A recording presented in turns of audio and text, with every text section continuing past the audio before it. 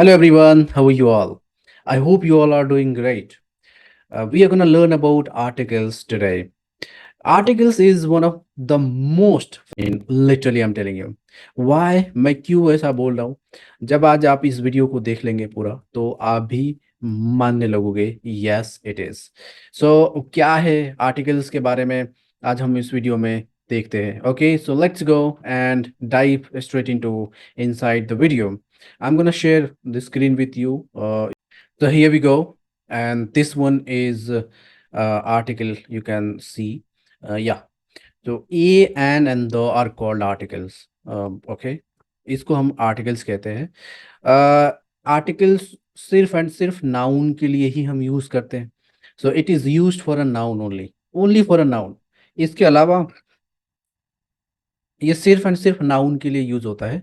इसके अलावा और किसी भी वर्ड के लिए आर्टिकल को हम यूज नहीं करते। और मेनली ये दो चीजें डिस्क्राइब करता है। It describes two things about a noun, कि नाउन जनरल है या स्पेशल है। देखो, नाउन के जनरल होने को ये इंडिकेट करता है। फॉर एग्जाम्पल, अगर आपने कहा कि आई have to buy a bat, मुझे एक बैट खरीदनी है, इट मीन्स ये बैट जनरल होगा, कोई सा भी बैट आप खरीद सकते हो। ओके, तो अ का मतलब होता है एक, वो बात सही है, लेकिन अ जनरल को भी इंडिकेट करता है कि कोई भी।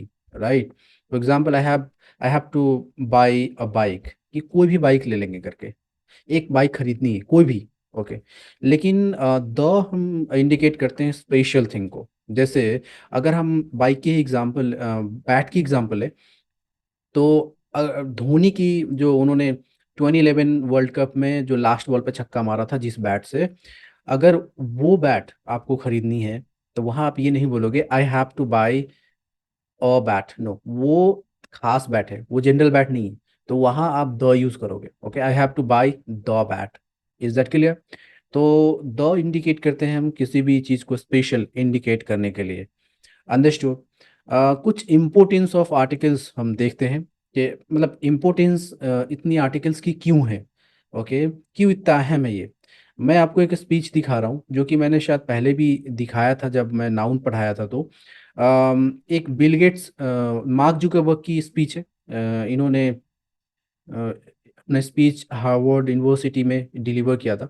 आप देख सकते हो इसके अंदर जितने भी yellow colour and pink colour से हाईलाइटेड है, ये सब के सब में आर्टिकल्स इन्होंने यूज़ किया है। इतने सारे, लाइक ऐसा आपको शायद ही कोई लाइन होगा जिसमें इन्होंने आर्टिकल्स यूज़ ना किया हो। हर एक आर्टिकल, हर एक लाइन में आर्टिकल्स यूज़ करते रहो। बिल गेट्स की अगर बात करूं तो इन्होंने भी वही काम किया है। आप देख सकते हो यहाँ पे भी जितने भी हाईलाइटेड लाइंस है उन सब में इन्होंने इसी पॉइंट आर्टिकल्स को यूज़ किया है।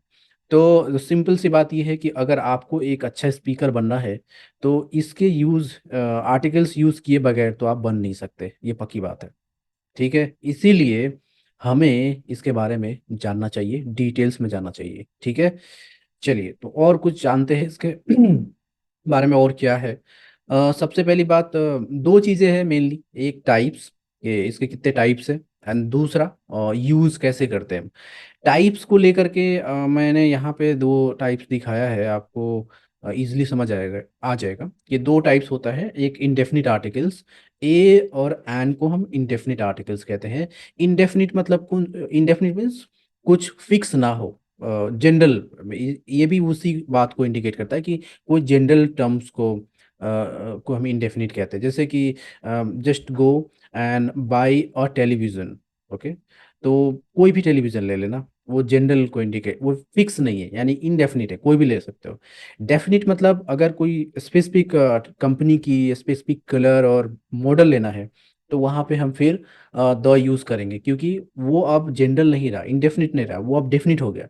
ओके ना, फिक्स्ड हो गया, काइंड ऑफ फिक्स्ड हो गया। तो उसको हम डेफिनिट आर्टिकल्स कहते हैं, ऐसे आप समझ सकते हो।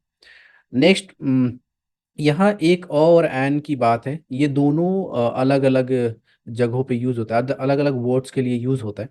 तो एक बात तो ये है कि और एन जो सिंगुलर काउंटेबल नाउन के लिए ही यूज़ होता है।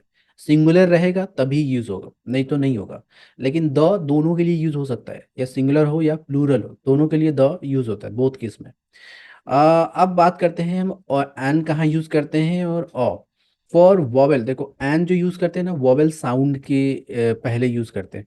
अब ये वॉवेल साउंड क्या होता है, कॉन्सोनेंट साउंड क्या होता है, आपने सुना होगा लेटर के बारे में भी, वो सब हम अभी जानेंगे। ओके, तो यहाँ मैं आपको ये चीज़ दिखा रहा हूँ, देखो वॉवेल साउंड एंड दूसरा है वॉवेल लेटर्स। तो ये जो वॉवेल साउंड है ना, ये है अ, आ, ई, उ, ए, ओ, ए, ओ, अंग, ये अ से जितना शुरू होता है सब साउंड होता है ये। और लेटर्स आप तो जानते होंगे बहुत पहले से, अ, ई, ए, ई, आई, ओ, यू, ये पांच होता है, ये वॉवेल लेटर्स है। लेटर्स अलग है, साउंड अलग होता है। अब ये आपको यहाँ से पता चल गया होगा साउंड क्या होता है, लेटर्स क्या होता है। ओके, तो जैसे मैं आपको एग्जांपल दूं यहाँ पे कि हम कैसे पहचानेंगे कि कहाँ हमें एन यूज़ करना है, कहाँ यूज़ करना है। तो उसके लिए देखो सिंपल सी बात है कि we have to recognise the sound of the first character of a word. If you find vowel sound then you have to use an. Simple से लैंग्वेज में बोलूँ तो एक किसी भी वर्ड को आपको पिक करना है, जिस वर्ड के पहले, जिस नाउन के पहले हमें आर्टिकल्स को यूज करना है। जैसे एप्पल, तो पहला साउंड क्या आ रहा है, आ। क्या ये आ साउंड वॉवेल साउंड में से कोई एक है? हाँ है, ये है आ। तो इसका मतलब इसके पहले हम एन यूज करेंगे। ओके, आवर में देख लो आप, आवर एच से शुरू है। ओके, तो एच से शुरू है, ये लेटर शुरू है एच से, मगर हमें इससे कोई लेना देना नहीं है, हमें साउंड से लेना देना है। तो हावर नहीं होता, आवर होता है, राइट। 1 आवर, 2 आवर्स, आपने सुना होगा ये। तो 1 आवर, 2 आवर्स, 3 आवर्स जो होता है वो इसकी प्रोनाउंसिएशन, यानी कि साउंड आ से शुरू होता है। यह इस में से एक है, वॉवेल साउंड में से एक है, इसीलिए इसके पहले हमने एन यूज करा है। An R, M L A, M इसमें से कोई एक है, हाँ, तो इसीलिए हमने इसके पहले एन यूज करा, N M L A. N C C A, वही कहानी है। अम्ब्रेला, भले यू से शुरू हो रहा है लेकिन अ साउंड क्या आ रहा है, अ। ओके, तो इसीलिए हम अन यूज करते हैं, क्योंकि अ इनमें से एक है, वोवेल साउंड में से एक है ये वाला। उसी तरह ऑनरेबल मैन, ऑनरेबल मैन ओ से शुरू होता है, तो इसीलिए हम लोग इसमें से एक यूज करते हैं, ये ऑनरेबल मैन। तो अन यूज होगा, सिंपल। ओके, ये थी कहानी हमारे अन को यूज करने की। जो बच गया, जो कॉन्सोनेंट साउंड होगा उसके लिए हम ओ यूज करेंगे। बट फिर भी एक बार देख लेते हैं कि जैसे यहाँ पे मैं कुछ एग्जांपल आपको दे रहा हूँ। फिर वही बात, we have to recognise the sound of first character of a word. हमें फर्स्ट कैरेक्टर पहचानना है एक वर्ड की। If you find consonant sound then you have to use a. अब जैसे कि देखो बैट, अब यहाँ पे एक बड़ी इंटरेस्टिंग बात है, मैं दिखाता हूँ, रुक जाओ, इसको मैं थोड़ा जूम इन कर लूँ। यस, अब ये जो मैं देख सकते हो कि बैट ब से शुरू है, ब, आ, ब, बै से। तो क्या इसमें से कोई एक साउंड है? बै नहीं है, यानी ये कॉन्सोनेंट साउंड है, इसीलिए हमने अ यूज किया है। यूनिवर्सिटी में यू से शुरू है, ये जो फर्स्ट साउंड है ना यू, यू से शुरू है, राइट, शुरू है यू। तो यू वॉवेल साउंड नहीं है, इसीलिए हमने अ यूज करा। यहाँ देखो अम्ब्रेला, अम्ब्रेला में यू से शुरू किया है हमने, लेकिन इसकी जो साउंड है अ है, अम्ब्रेला। ओके, यहाँ पे भी यू से शुरू है ये वर्ड, लेकिन इसकी साउंड की से यू से शुरू होती है, यू। तो यू होता है वोवेल साउंड, इसीलिए हम इसमें और यूज करते हैं। यूरोपियन में भी वही बात है। हम्बल मैन, यहाँ एच से शुरू हुआ है, लेकिन ये इसकी प्रोनाउंसिएशन ऑनरेबल, तो एन यूज हुआ। यहाँ भी एच से शुरू है, लेकिन इसकी प्रोनाउंसिएशन शुरू होती है ह से, हम्बल। तो ह कॉन्सोनेंट साउंड है, इसीलिए हमने अ यूज किया है। वही monkey, M L A, M से शुरू हुआ, बट यहाँ पे म से शुरू हो रहा, मंकी, अ हमने यूज किया। तो लेटर्स के बेस पे हम इंडिकेट डिसाइड नहीं करते कि हमें अ यूज करना है कि एन यूज करना है, बल्कि हम यूज करते हैं साउंड के बेस पे। और साउंड क्या होता है शायद आप आज समझ गए। क्लियर। अब उसी तरह अगर मैं बात करूं कि डेफिनिट, मतलब द की को, तो द बेसिकली हम किसी भी नाउन को, किसी भी बेसिकली कॉमन नाउन को, जब हम एक पर्टिकुलर नाउन की तरफ लेकर जाते हैं, इंडिकेट करते हैं, तो वहाँ पे हम द यूज़ करते हैं। जैसे कि चेयर्स एक कॉमन नाउन है। ओके, अब ये चेयर मैंने normal common means general chair की बात नहीं कर रहा, मैं किसी खास कंपनी के खास कलर की बात कर रहा हूँ। तो रेड चेयर होनी चाहिए, और वो भी नील कमल की।